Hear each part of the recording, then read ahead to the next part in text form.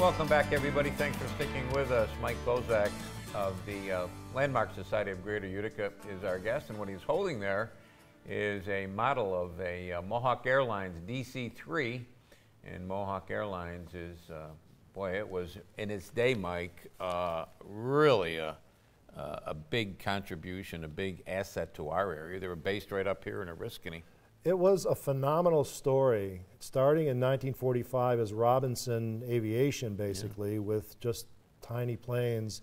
And every year after that, they would re-equip with new planes, larger planes. And they got the DC-3, it was in 1947, 2 years after they started, and it was just a meteoric rise. They caught a break, as did a lot of airlines starting out, because the government had so many surplus DC-3s from World War II that they were able to pick up a lot of these. I mean, a great airplane, the DC-3. It was. Yeah, and they were able to get them at some good prices. Originally, this had 21 seats, and I think they increased it to 25 or 6.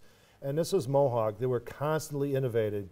They were constantly pushing the envelope to get longer routes and more passengers. And within the first 20 years, their passenger boardings increased 20% every year, which is a phenomenal success rate. Yeah, I'm thinking that part of that, or maybe the biggest part of that, was Robert Peach, who was a very aggressive president of the company. Robert Peach was the entire reason for it. In fact, I consider him one of my personal heroes. He started off as basically a pilot for Robinson Airlines, and by 1942 they were changing the name to Mohawk, and by 1957 rather, they were in Oneida County. They originally started in Ithaca and moved to Oneida County, and the growth was just unbelievable. They started off with 3 or 4 DC-3s and got up to about 10 or 12, and then they started buying the Convair 240s, which are pressurized, 40-seat capacity. They increased it to about 44. Then they went to the 440s, and by 1965, 20 years after they started, they were flying jets. Yeah, BAC 111s. Yes, 69 passengers, and I remember reading that the Civil Aeronautics Board was a little concerned because they were making such a massive purchase and with such a large capacity plane compared to what they had. But they were right. Yeah. They were able to make it work. And Mohawk was unique in that they would specialize in short haul, basically going from Utica to New York City or from Rochester to Buffalo. There were short hops. They weren't in the air very long, and their turnaround was very quick. And it was a phenomenal growth. The story is just absolutely incredible, as they say. Oriskany, New York, you could go up to Oneida County Airport, which was located in Oriskany then, and hop a Mohawk plane and fly to Washington, D.C., direct flight to Washington. We also had the benefit of the fact that their maintenance facility was in Oriskany as well. So many of these planes had to come to Oriskany, Utica-Rome Airport, to be serviced. So they had that many more flights out of Utica than they normally would have. Good point. And in fact, the hangar, that massive hangar that's still up there, was part of the deal that brought Mohawk here. Oneida County said, well, you know, we'll make, and I forget how the deal went now, but they got the hangar because when they were down in Ithaca, a lot of the maintenance was being done outside. Outside, because the planes were too big. They didn't have the facilities and all.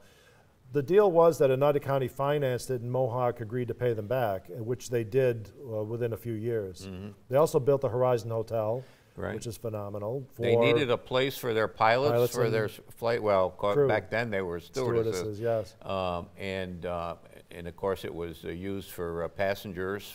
If you had an early morning flight out of Oneida County, you could go up there, spend the night, and catch your flight the next day. And no charge for parking. Right, very true. Another thing that they did that was very innovative was they used that maintenance facility to service private planes. They would get about $1 million a year from basically servicing private planes. One of those private planes, Mike, was John Kennedy's plane before he became president, the Caroline. And that was it might have been a 440.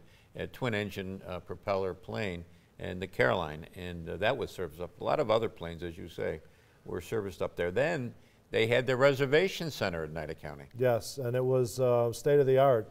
They were one of the first, if not the first, to use computers to have their reservations booked. And another innovation that they had, because as I say, Robert Peach was a visionary. He was always looking to the next step, and very many steps ahead, I should say.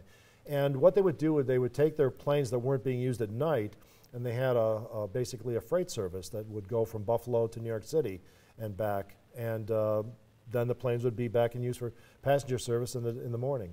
And the story of I mean, it was, as you say, a meteoric rise, but then they ran into some labor problems. Yes, they did.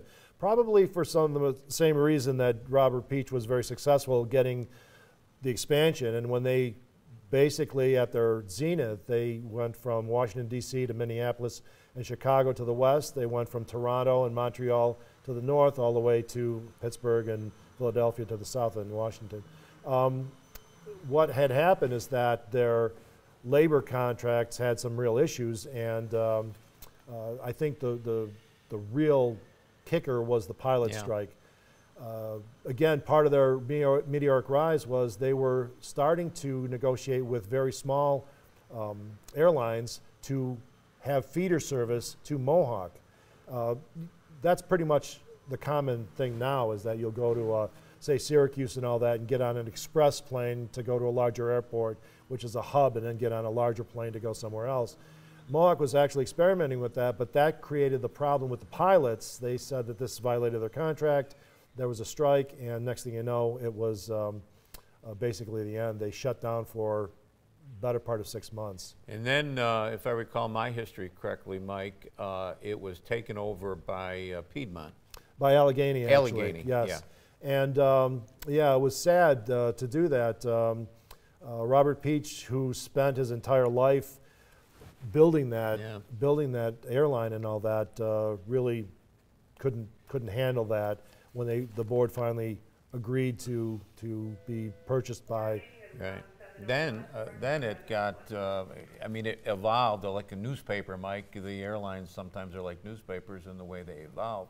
It evolved to Allegheny became U.S. Air, yes, and then U.S. Airways, or vice versa, and that became part of, today is part of American Airlines. Yes, it is.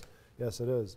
And the sad part, too, is that after the strike was settled and Mohawk had already agreed to be purchased or assumed by Allegheny, they had one of their most successful years in terms of revenue. Anyway, thanks for bringing that in. And if you stick around for a couple more minutes, we're going to go to CNY homepage with Mike, because I've got some more questions, but we're out of time now. Go to cnyhomepage.com, and we'll continue our conversation with Mike Bozak. Until next time, take care of yourself, everybody.